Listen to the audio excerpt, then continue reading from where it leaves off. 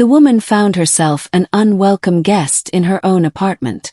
Her mother-in-law greeted her at the door with pepper spray at the ready and harsh words. "Don't even think about crossing the threshold. My son lives here with a normal woman."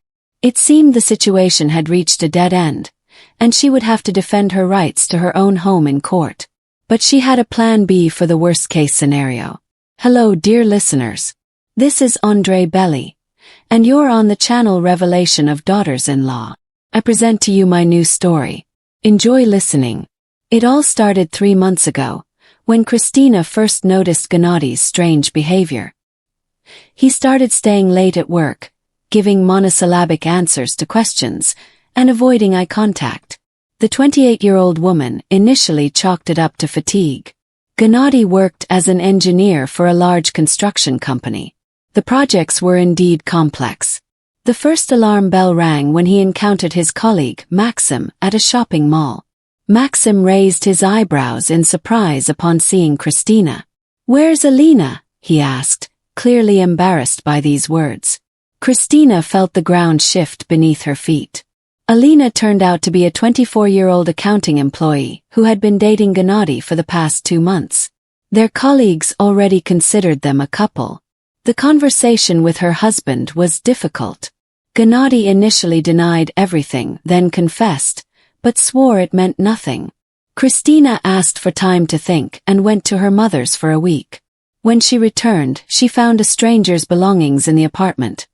Cosmetics, clothes, jewelry. Gennadi met his wife at the door with a guilty expression. He mumbled something about not having planned to act that way, that Alina had come on her own, and that she was having housing problems. Christina demanded that her mistress leave their house immediately. Then Evgenia Davidovna, Christina's mother-in-law, appeared. The 52-year-old woman had always treated her daughter-in-law coolly, but was hesitant to confront her openly. Now, however, she had the perfect opportunity to express her true feelings. Her mother-in-law sided with Alina from the very first day. She called her a suitable girl for my son and openly despised Christina for failing to keep a man.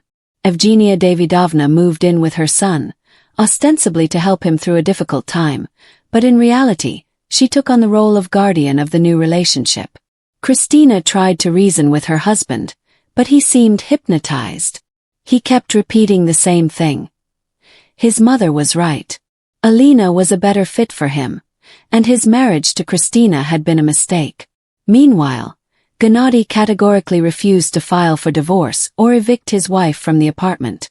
The apartment had been inherited from Gennadi's grandfather before the marriage, so it formally belonged solely to her husband. However, over the course of their 5 years together, Christina invested almost 1 million rubles in renovations and furnishings, the proceeds from the sale of her 1-bedroom apartment, inherited from her parents, plus her savings. Every attempt by Christina to return home ended in a row.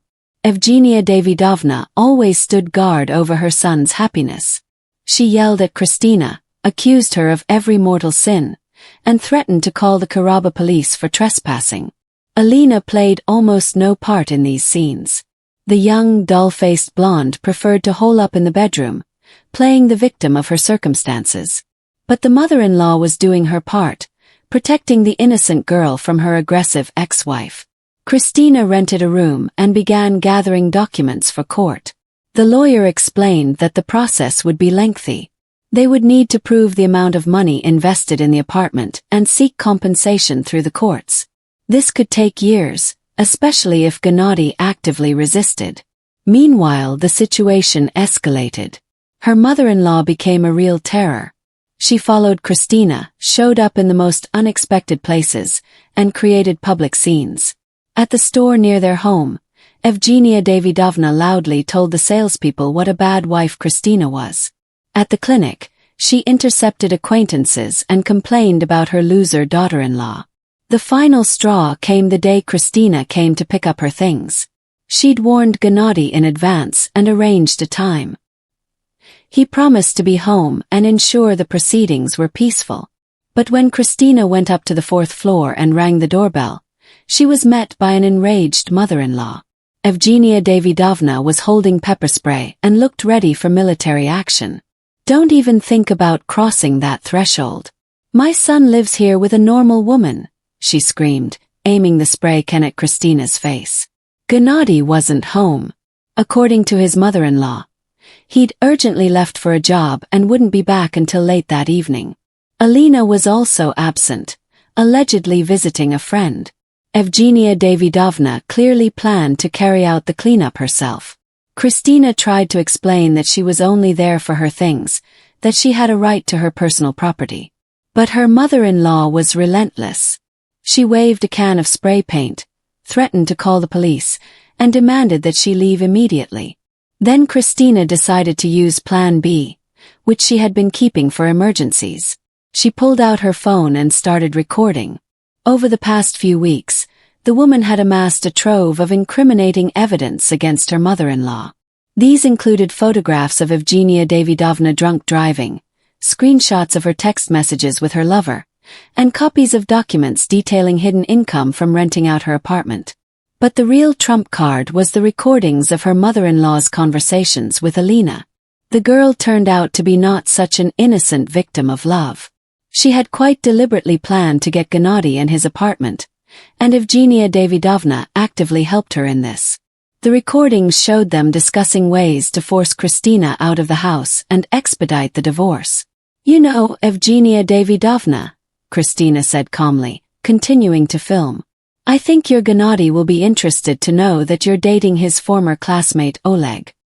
He'll especially love the video of the two of you discussing what a weakling and mama's boy he is. Your mother-in-law's face fell. The spray can trembled in her hand. Also, Christina continued, I think the tax authorities will find it useful to know that you've been renting out your apartment to students for the past 3 years and haven't paid income tax on it. A considerable debt has accumulated there. Evgenia Davidovna backed away from the door.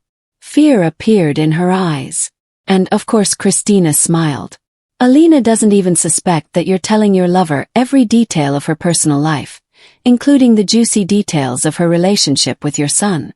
I have a very interesting recording of your conversation with Oleg on this topic.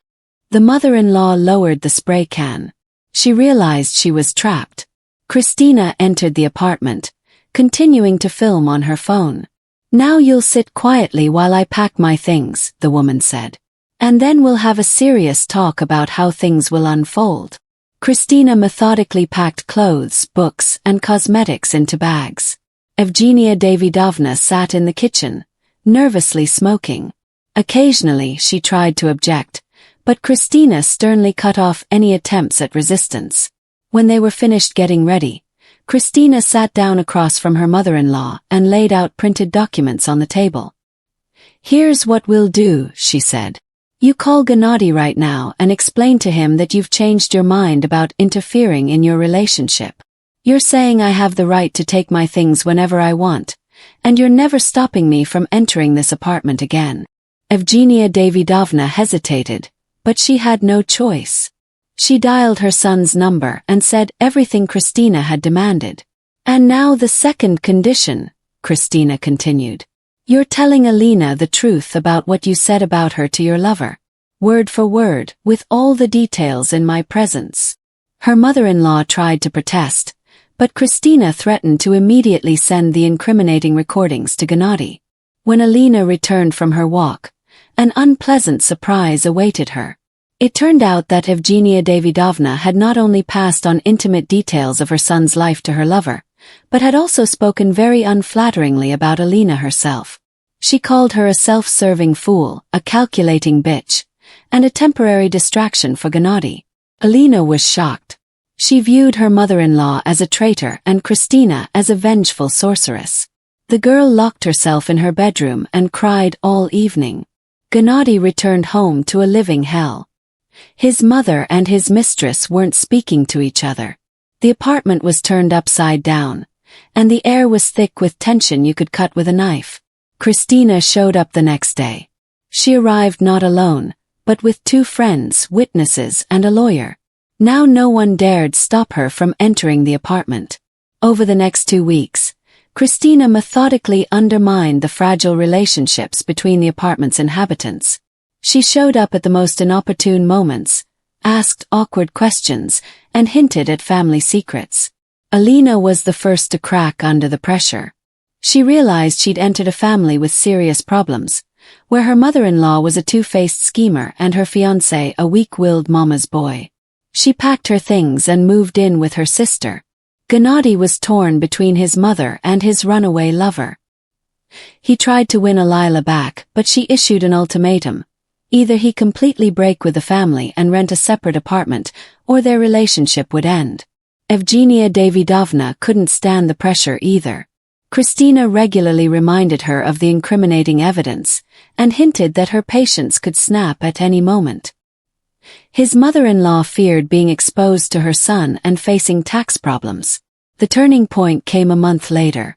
Gennady, worn down by constant conflicts, finally realized what he had done. Alina had completely disappeared from his life. His mother had become a nervous wreck, and the apartment resembled a battlefield. He asked Christina for a meeting and offered to settle the matter. The man was ready to file for divorce, but he asked his wife not to take revenge on his mother and to resolve property issues amicably. Christina agreed to negotiate. She demanded compensation for the money invested in the apartment, 1.5 million rubles, adjusted for inflation and moral damages. Gennady agreed to pay 100,000 rubles per month for 18 months. Christina set specific conditions for her mother-in-law. Evgenia Davidovna had to publicly apologize for her behavior and promise not to interfere in her former daughter-in-law's personal life again.